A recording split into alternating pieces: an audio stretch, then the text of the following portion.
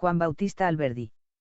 Sistema económico y rentístico de la Confederación Argentina según su Constitución de 1853. Tercera parte, disposiciones de la Constitución que se refieren al fenómeno de los consumos públicos, o sea de la formación, administración y empleo del Tesoro Nacional. En la primera parte de este libro hemos examinado las disposiciones de la Constitución argentina que se refieren a la producción de las riquezas, y en la segunda las relativas a su distribución. Vamos a consagrar la presente y última al examen de las que tienen relación con los consumos. Estos tres objetos de la política económica no son independientes entre sí, sino tres funciones correlativas que componen la vida de la riqueza. De aquí es que los principios y garantías que la Constitución argentina establece con relación a los consumos, son los mismos que, según ella, rigen los fenómenos de la producción y distribución de la riqueza. Así lo que vamos a estudiar en esta tercera parte no son principios nuevos, sino aplicaciones nuevas de los principios ya conocidos. Vamos a ver que en estas aplicaciones al fenómeno de los consumos, la Constitución argentina ha sido fiel a su sistema de buscar la riqueza por el camino de la libertad, de servir al interés del fisco por medio del bienestar general, de obtener el aumento de la riqueza del gobierno por el aumento de la riqueza de los gobernados que contribuyen a formarla, de agrandar las rentas del Estado por el aumento de las rentas de los particulares, y de someter su inversión a las mismas reglas de prudencia y de buen juicio de que depende el aumento de las rentas privadas. El conjunto de estas reglas y garantías forma lo que se llama el sistema rentístico, el plan de hacienda o sistema de finanzas de la Constitución argentina, que será el objeto de esta tercera parte. Hemos dejado este estudio para el fin, con la idea de hacer más perceptible el mérito del sistema de la Constitución, que ha dado esta prelación o preferencia a la riqueza de la nación sobre la riqueza del fisco, prelación que lejos de tener por mira la disminución de los recursos del poder, se dirige a fecundarlos y a ensancharlos, dándoles en la legislación la fuente que los alimenta en la realidad de los hechos económicos. En el estudio de las disposiciones de la Constitución argentina, que se refieren al consumo de las riquezas, vamos a examinar los siguientes puntos. 1. ¿Cuál es el principio general de su política sobre consumos de todo género? 2.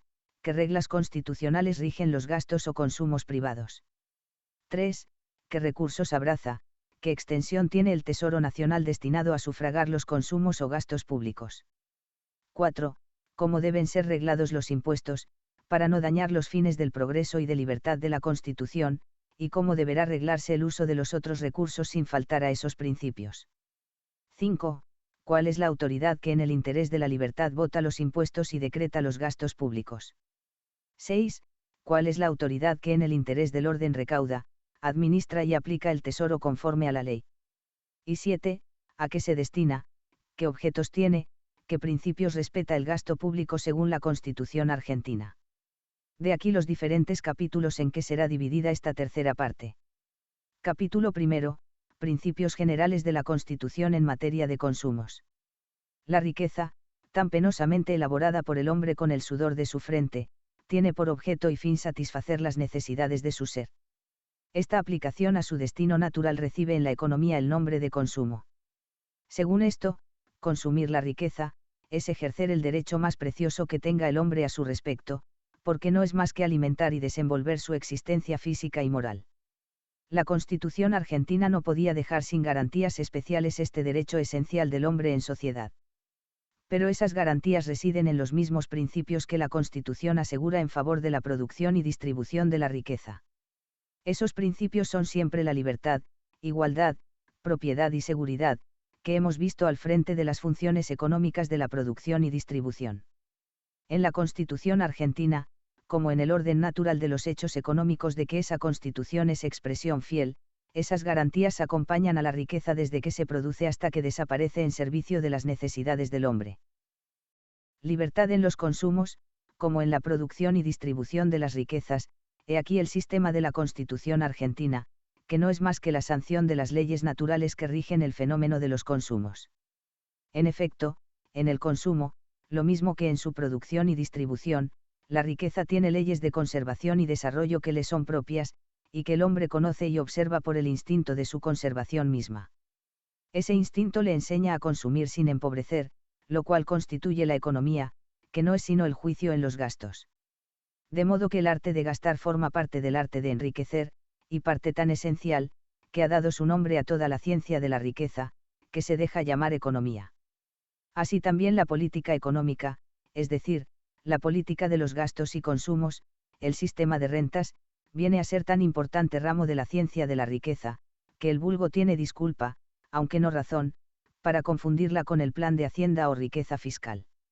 Si el hombre sabe gastar por el mismo instinto de conservación que le enseña a producir y enriquecer, ¿qué apoyo exige de la ley a este respecto?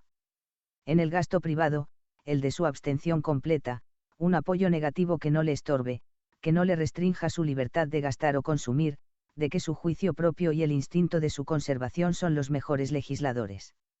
En el gasto público, todo el apoyo que exige de la ley, es que ella intervenga solo para impedir que se distraiga de su verdadero destino, que es el bien general, para impedir que exceda este objeto, y para cuidar que el impuesto levantado para sufragarlo no atropelle la libertad, ni esterilice la riqueza. Tal es el sistema que la Constitución argentina establece en favor de la riqueza por sus disposiciones relativas a su consumo, función tan esencial al progreso y desarrollo de aquella. Según él, toda ley orgánica que se ligue al fenómeno de los gastos públicos o privados, ha de tener por término y punto de partida los derechos naturales del hombre en la función de gastar o consumir según su criterio, con intervención de su voz y en servicio de sus intereses de conservación y de progreso. En el interés de la libertad, conviene no olvidar que son unos mismos los principios que gobiernan el gasto público y el gasto privado, pues no son gastos de dos naturalezas, sino dos modos de un mismo gasto, que tiene por único sufragante al hombre en sociedad. Como miembro de varias sociedades a la vez, en cada una tiene exigencias y deberes, que se derivan del objeto de la asociación. Llámase gasto o consumo privado el que hace el hombre en satisfacción de sus necesidades de familia, tenga la propia o sea soltero, y se llama gasto o consumo público el que ese mismo hombre efectúa por el intermedio del gobierno, en satisfacción de las necesidades de su existencia colectiva, que consiste en verse defendido, respetado, protegido en el goce de su persona, bienes y derechos naturales. Veamos desde luego las garantías de libertad que la Constitución concede a la riqueza en sus aplicaciones a los consumos o gastos privados, para ocuparnos enseguida de las que se refieren al gasto público, en cuyo conjunto reside el sistema de hacienda y de rentas de la Constitución argentina, uno de los objetos primordiales de este libro. Capítulo 2. Aplicación de las garantías económicas de la Constitución a los gastos o consumos privados. La Constitución argentina ha puesto los derechos del hombre, en cuanto al ejercicio de los gastos o consumos privados, bajo el amparo de sus garantías de libertad, propiedad, igualdad, seguridad. Interesa a la verdad práctica de esa protección, que las leyes orgánicas encargadas de hacer cumplir la Constitución en ese punto esencial a la riqueza, sean expresión fiel de la Constitución, y se abstengan de alterar la verdad de sus garantías, son pretexto de reglamentar su ejercicio en lo relativo a los consumos privados. Los ataques que la ley puede hacer a la libertad de los consumos privados, son de tantas especies como los consumos mismos. Tomemos la división de los consumos como medio de apreciar la extensión y efectos económicos de los ataques reglamentarios de que pueden ser objeto. Gastar o consumir con juicio, es satisfacer las necesidades de hoy sin desatender las necesidades de mañana. El instinto de su conservación propia hace conocer del hombre esta regla sencilla en que reposa toda la economía. Lo que consumís hoy para satisfacer una necesidad de la vida, real o fantástica, que todas son vitales, se llama gasto improductivo, si tal puede llamarse el que regenera y alimenta la existencia, base de toda riqueza. Lo que gastáis para conservar o agrandar por la reproducción el valor que aplicaréis mañana al colmo de la necesidad de vivir, se llama gasto reproductivo. Por ejemplo, llámase estéril o improductivo en economía el gasto que hacéis en comer y vivir, y reproductivo el que hacéis en tierras, en máquinas, en salarios, para producir, por la acción de estos agentes, nuevos valores, que os permitan satisfacer las necesidades de mañana. En cualesquiera de estas funciones que ataquéis la libertad de consumir consagrada por la Constitución argentina, la combatís en sus más preciosas funciones. Limitar el consumo reproductivo, es embarazar la producción, o bien sea la libertad de la industria, con menoscabo de la Constitución que garantiza esa libertad, y de la riqueza que tiene en ella su manantial más fecundo. Ya hemos visto que consumir en cierto modo es producir, es enriquecer, pues sin productos no podéis tener ganancia, y sin gastos no podéis tener productos. Restringir la libertad del consumo industrial, es atacar la riqueza, es empobrecer el país. Se cometen estos ataques por todas las leyes y reglamentos que intervienen en la producción, limitando con pretexto de reglamentar los usos del capital, de la tierra y del trabajo en el ejercicio de la industria comercial, agrícola o fabril, pues no se usa del capital y del trabajo en las funciones de la producción, sino consumiéndolos, aunque de un modo reproductivo. Hemos estudiado ya este punto al tratar de la producción en sus relaciones con las garantías que la Constitución argentina le concede. No son, pues, las leyes suntuarias o restrictivas del lujo y de los consumos estériles las únicas que tienen que ver con los consumos privados en sus relaciones con la libertad. Sin embargo, solo estudiaremos en este lugar el consumo privado improductivo en sus relaciones con las garantías de que disfruta por la Constitución argentina. Está en camino de llegar a la tiranía en los consumos reproductivos toda ley que se permite restringir el ejercicio del gasto improductivo, porque si admitís en este punto su poder de limitación, os veréis arrastrado por la lógica a concederlo en todo género de consumos. La economía no ha encontrado un meridiano que divida el mundo del dispendio del de la inversión fecunda. ¿Y es poco acaso limitar el gasto estéril? ¿Qué llaman gasto estéril o improductivo los economistas? Repitámoslo para estimar en sus efectos el influjo de su libertad. Todo el que se hace sin mira de ganar, es decir, no solo el gasto que se hace en vivir y gozar, sino el que se opera ejerciendo las facultades más nobles del hombre, como, por ejemplo, socorriendo la desgracia, dotando a la patria y a la humanidad de grandes beneficios. Es diferente el destino que en definitiva tienen todas las riquezas del hombre. El avaro mismo no satisface la necesidad fantástica de considerarse opulento, es decir, más y más asegurado de tener con qué vivir en lo remoto de su vida, cuando se complace en sepultar su dinero.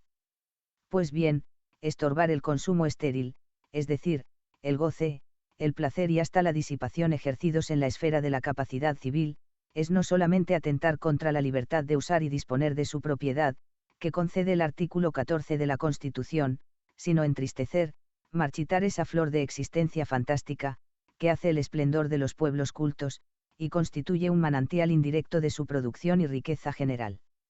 De varios modos pueden las leyes y reglamentos orgánicos de la Constitución alterar sus garantías protectoras del consumo privado improductivo.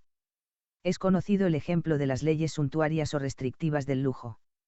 Si dejáis a la ley el poder de definir el lujo, abrís a la existencia privada una puerta por donde la ley pueda asaltar el hogar y hollar todas las garantías individuales en nombre de la moral y del bien público. Nos han regido por siglos las leyes españolas que dividían la sociedad en clases para el ejercicio de los consumos o gastos privados. Nuestras viejas compilaciones contienen leyes de Felipe II, que prescriben el vestido a las clases ínfimas con el despotismo con que lo haría una ordenanza del ejército. Las telas de seda, los vestidos de cierto corte, las alhajas preciosas estaban prohibidas a los plebeyos, bajo penas severas. La Confederación Argentina ha derogado el principio de esa legislación insolente por los artículos 15 y 16 de su Constitución, que han confirmado la igualdad de clases proclamada por la Revolución Democrática de Sudamérica. Ese principio de opresión, inoculado en nuestros hábitos seculares, reapareció en el derecho patrio algunas veces, invocando no ya la desigualdad de clases, sino el pretexto físico de la conveniencia pública.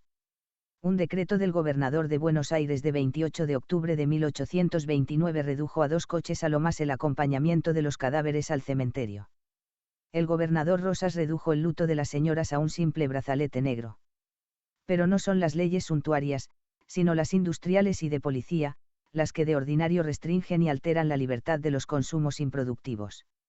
La policía de ornato, plagiada a la Europa, en que la omnipotencia de los reyes les permitía ser artistas en la construcción de sus ciudades, suele ser pretexto en nuestras ciudades embrionarias, que apenas poseen lo necesario, para limitar la libertad de los consumos, imponiendo reglas de elegancia a la edificación de los particulares. Son contrarias a la libertad del consumo improductivo de los habitantes del país las leyes y reglamentos de aduana que, por proteger industrias o fabricaciones nacionales, obligan a los particulares a consumir los malos productos del país, en lugar de los productos extranjeros encarecidos por los impuestos excesivos. Los privilegios ilimitados de fabricación y de invención tienen el mismo resultado, son opuestos a la Constitución, porque restringen y alteran las libertades que concede a la inversión y empleos de la propiedad. A la moral y a la religión pertenece restringir los gastos estériles por el consejo y la admonición, no a la ley ni a los reglamentos orgánicos de la Constitución. Las leyes solo pueden propender a ese resultado por la acción de medios indirectos capaces de corregir las costumbres, como son la educación y la enseñanza difundida en el pueblo, los ejemplos de sobriedad y de moderación dados por los hombres del poder, las leyes de policía contra los ociosos, contra los jugadores de oficio, los impuestos elevados sobre los consumos de simple ostentación, y, por fin, la disminución de las fiestas, que dan ocasión al pueblo para malgastar el fruto de su trabajo. A este respecto el despotismo republicano ha heredado el precepto de Maquiavelo, que también aprendió su contemporáneo Felipe II, de dar al pueblo 100 fiestas en cambio de cada libertad que se le arranca. Nadie ha prodigado las fiestas populares tanto como Juan Manuel de Rosas, por la razón de haber sido el que más libertades arrancó al pueblo de su mando. Cada victoria obtenida en sus guerras crónicas por sistema, cada accidente favorable a su causa de opresión, por insignificante que fuese, era motivo de fiesta cívica que el pueblo debía solemnizar, cerrando los talleres y abriendo el bolsillo para empobrecer a son de música y repiques de campanas. Chile es digno de ser imitado en la sensatez con que ha reducido sus fiestas cívicas, numerosas en otro tiempo, a las del 18 de septiembre, aniversario de la revolución de su independencia contra la dominación española.